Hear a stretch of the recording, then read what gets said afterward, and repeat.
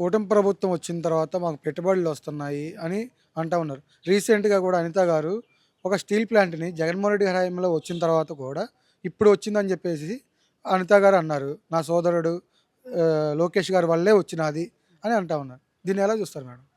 సొమ్మొకటిది, సోకొకటిది అంటారు కదా!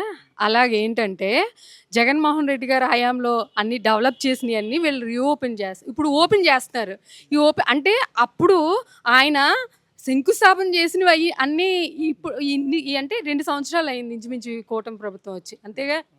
అప్పుడు చేసింది ఇప్పుడు డెవలప్ చేసి ఇప్పుడు మేము ఇప్పుడు తీసుకొచ్చామని చెప్తున్నారు. అంటే జగన్మోహన్ రెడ్డి గారు చేసినవన్నీ ఇప్పుడు ఓపెన్ చేస్తూ వీళ్ళు మేము డెవలప్ చేసామని చెప్పుకుంటున్నారు. అంతే తప్పించి వీళ్ళు చేసింది ఏమీ లేదు. మేడం అట్లానే మొన్న ఈ మధ్య కాలంలో షర్మిల గారు ఓ సొంత మాజీ ముఖ్యమంత్రి గారు చెల్లెలు. ఆవిడ కూడా బయటకొచ్చి జగన్మోహన్ రెడ్డి గారిని విమర్శించడం దీన్ని ఎలా చూస్తారు మేడం? అసలా షర్మిల గారికి సాక్షిలో షేర్ కానీ ఇవన్నీ కూడా ఆవిడ మ్యారేజ్ అయిన తర్వాతే కదా జగనన్న ఆస్తులన్నీ ఇచ్చింది. గిఫ్ట్ డీడ్ కూడా రాసి సరస్వతి సిమెంట్స్ ఇవన్నీ. అంటే ఆవిడ మ్యారేజ్ అయిపోయిన తర్వాత అసలు ఒక ఆడబిడ్డ పెళ్ళితో పాటు అన్నీ ఇచ్చేస్తారు అప్పగింతలతో.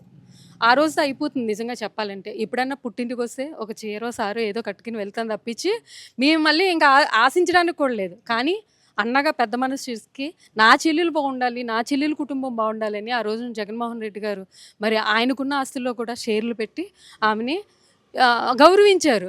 మరి కనీసం అలాంటి కృతజ్ఞత కూడా లేకుండా ఇప్పుడు ఒక ఆడబిడ్డ అత్తవారింటికి వెళ్ళిన తర్వాత ఇంకా అక్కడే తనకి లైఫ్ అంతా. ఇప్పుడు వచ్చి కొత్తగా నాన్న నాకు ఆస్తి ఇవ్వలేదు అని చెప్పేసి మాట్లాడుతున్నారు. అసలు ఆ జగనన్న దమ్ము కోసం మాట్లాడుతున్నారు. షర్మిలమ్మ, నువ్వు జగనన్న దమ్ము కోసం మాట్లాడుతున్నావు. నువ్వు ఒకసారి భారతదేశ మాజీ ప్రధాని రాజీవ్ గాంధీ భార్య అయినటువంటి సోనియా గాంధీ గారిని అడగండి అమ్మా, జగనన్న దమ్ము కోసం చెప్తారు. మీరు ఒక జగనన్న రక్తం పంచిపుట్టున ఆడబిడ్డవే కదా నువ్వు, నీకు తెలియదా జగనన్న దమ్మేంటో? ఈరోజు అసలు మొత్తం భారతదేశంలో ఉన్న ప్రధాని కూడా ఎదిరించి జగనన్న ముఖ్యమంత్రి అయ్యారు. ఆ మాత్రం తెలియదా నీకు? జగనన్న నోరు ఎత్తలేక కాదమ్మా, మీరు ఆడబిడ్డ, ఆ గౌరవాన్ని నిలబెట్టుకోండి. ఆ తర్వాత కిరణ్ రాయ్ గారితో జనసేన మహిళ డ్యాన్స్ చేస్తూ దొరుకుతుంది.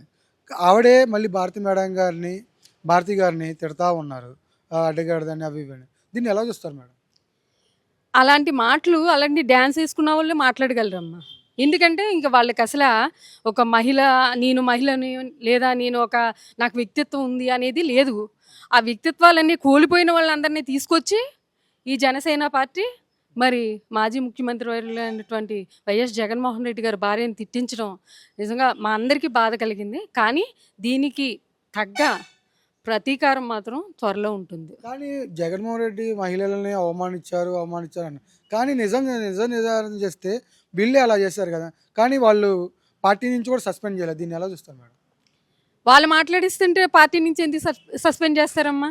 సనాతన్ గారు ఉన్నారు కదా, ఆయన వీర మహిళలని చెప్పి వీళ్ళని తీసుకొచ్చి మీరు మాట్లాడింది ఎవరో మాట్లాడే వాళ్ళు ముందుకు రావట్లేదు. ఎందుకంటే ఒక పద్ధతిగా ఉండే మహిళ ఎవరు కూడా అలా మాట్లాడరు. అయినా భారతమ్మని మాట్లాడటం ఏంటమ్మా? ఏ రోజైనా ఆమె రాజకీయాల్లోకి వచ్చారా? రాజకీయం కోసం మాట్లాడ్డారా? ఆమె పని ఆమె చేసుకుని వెళ్ళిపోతుంది తప్పించి ఏ రోజు కూడా పోనీ ఆ నాయకుడు ఇలాగా, ఈ నాయకుడు అలాగని ఏ రోజు నోరెత్తలేదే. ఎందుకు? మీరు రాజకీయాలు చేయడం రాకపోతే జగనన్నని చూసి నేర్చుకోండి. అంతేగాని భారతమ్మ ఆమె పని చేసుకునే ఆమె వర్క్లో ఆమె చేసుకునే ఆవిడని తీసుకొచ్చి ఈరోజు రాజకీయాల్లోకి లాగి మీరు ఇష్టం వచ్చినట్టు మాట్లాడుతున్నారు. ఆ రోజు ఏ రోజు మిమ్మల్ని ఎవరిని కూడా విమర్శించలేదు కదా. జగనన్నతో రాజకీయం చేయాలంటే రాజకీయం చేయండి. ఇలాంటి చెత్త రాజకీయాలు ఎవరినో తీసుకొచ్చి డ్యాన్సులు వేసుకునే దాన్ని వాళ్ళని తీసుకొచ్చి సిగరెట్లు కాల్చి రోడ్ల మీద డ్యాన్సులు వేసి వాళ్ళని తీసుకొచ్చి విమర్శించాలి అనుకుంటే మాత్రం దీనికి తగ్గ పర్యవసాలు తప్పకుండా త్వరలో ఉంటాయని మేమంతా మహిళలంతా మేము చెప్తున్నాం.